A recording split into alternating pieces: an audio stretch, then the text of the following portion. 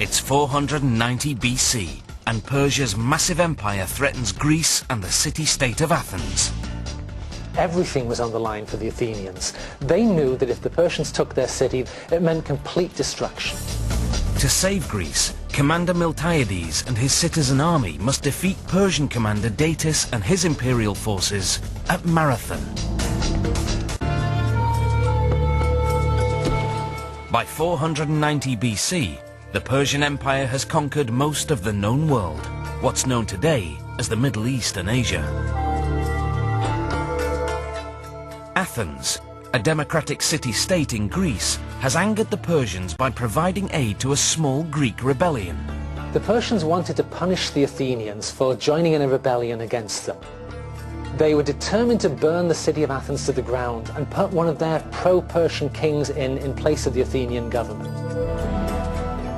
King Darius, the great Persian ruler, wants revenge. He sends his most trusted military officer, Commander Datis, to crush Athens and claim Greece for Persia. With Greece under Persian control, there would be nothing to stop the empire's expansion into Western Europe. He's got one avenue, and his expansion route is via Greece out and into Western Europe as we know it nowadays. Greece and the Athenians, the Spartans, these nation-states in his way, were the one thing that could hold him up. In early September, on a small island just off Persia's western coast, Commander Datis loads 200 ships with 30,000 troops and crosses the Aegean Sea towards Athens. On the way, he conquers several Greek islands, including Eretria. He captured Eretria pretty easily and burned it to the ground and took the population off into slavery. Riding the wave of victory, Datis and his army land their ships at Marathon, a plain on the eastern coast of Greece. They're feeling dangerously confident. They expected a very easy victory. They thought the Greeks would either run away or surrender, or if it actually came to a fight, that they would outnumber and outflank the Greeks and wipe them out easily. Back in Athens, the citizens spot the ships and mobilize an army of 11,000 to face the trained Persian warriors. Their leader is Commander Miltiades, an Athenian nobleman who served with the Persian army in his youth. The citizens look to him for the ideal location to make their stand.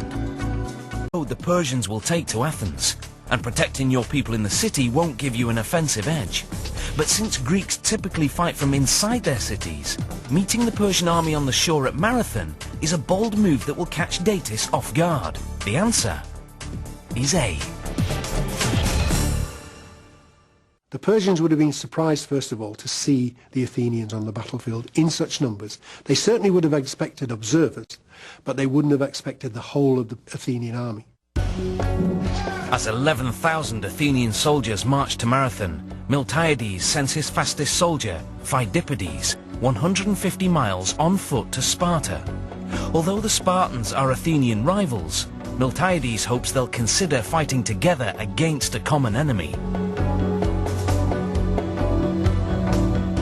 Athens and Sparta had both had disagreements with the Persian Empire over the past 50 years, so the Athenians were confident that the Spartans would come to their help.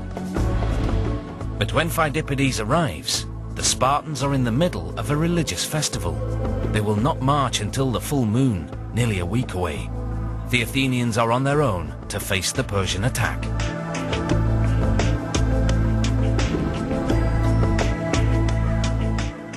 On the 11th of September, Miltiades and the Athenians arrive at Marathon and observe their enemy from a tree-covered hillside.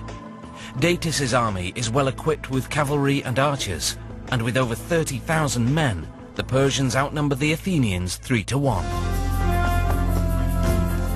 When the Athenians arrived at Marathon and saw the Persian army, they were terrified. Half of the Athenian generals didn't want to fight at all. For 6 days, Miltiades stays put, unsure of his first move, while Datis waits for him to emerge from the hills and fight on open ground. But each passing day poses a new threat for Miltiades. While the Greek army's away from the city, Athens could fall prey to traitors. Fate of Athens on the line, Miltiades has no choice but to fight now. He's in luck. Datis has ordered his cavalry loaded onto ships and transported ahead to Athens. The absence of horses will give the Athenians an advantage at Marathon. These animals weren't timid little riding horses. These were horses of war. They were trained killers. By removing the horses from the battlefields, the Persians have effectively passed power to the Athenians.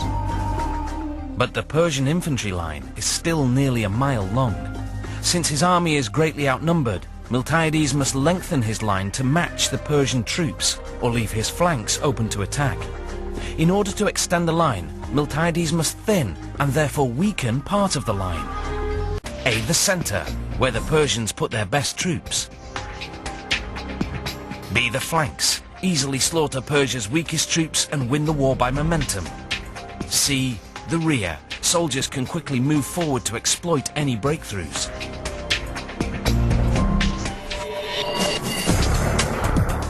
The answer? Although a strong centre sounds like a good idea, your army could easily become outflanked, and strengthening the back line will leave your front line defenceless. But keeping the flanks strong allows you to crush Persia's weakest troops and control the boundaries of the battle. The answer is B. When Miltiades brought his army down to face the Persians, he was hoping that his plan would work. He didn't know if it would work, because nobody had ever tried it before. Commander Miltiades deliberately weakens the centre of his line, leaving the flanks strong. The Athenians walk shoulder to shoulder down the hill towards the waiting enemy. The Athenians must have been terrified as they marched down the hill toward the Persian army. Probably very few Athenians thought they would make it out of this battle alive. As the Athenian army approaches, Datis orders the Persians to stand ready with bows and arrows. The answer? The soldiers are marching too closely to make zigzag effective, and cowering under shields will slow the advance. When the Athenians advanced against the Persian army, Miltiades ordered them to advance at double speed to close the ground between themselves and the Persians as quickly as possible. Our expression "to advance at the double" comes from going twice as fast as usual to give the Persian archers only half the time to shoot arrows at. With the Greek army charging, the Persians overshoot their arrows with no time to reload. The two armies collide in fierce hand-to-hand combat. The big spears are coming down, the fighting swords are coming out, the huge great metal shields are being brought into action. Bang your enemy with a shield, move his shield out the way, stab him with his little sword, move on, bang, stab, stab. In close quarters, the Persians' short scimitars and light armour are no match for the Athenians' heavy armour and long spears. Everywhere, Persian soldiers lie dead on the battlefield. So far, Miltiades' strategy is working exactly as planned. On the flanks, where Athenian soldiers are more numerous, they're pushing the Persians back with tremendous force. Finally, the Persians on the wings of the battle turn to flee while the Athenians give chase. Miltiades orders his troops to chase the retreating Persians into a nearby marsh, where the foreign invaders suffer disastrous consequences. This was a very deadly and dangerous place, and the Persians didn't know their way around in this march. So hundreds and hundreds of them drowned in the muddy waters. Meanwhile, the Greeks in Miltiades' weaker centre line are in trouble. Here the Persians are taking ground. If Miltiades doesn't act fast, the Greek centre line will collapse and Persian forces will turn on the remaining Greeks. When the Athenian wings had broken through the Persian army, Miltiades got his men together, stopped the pursuit and turned them around to bring them back to attack the Persian centre in its rear and destroy it completely.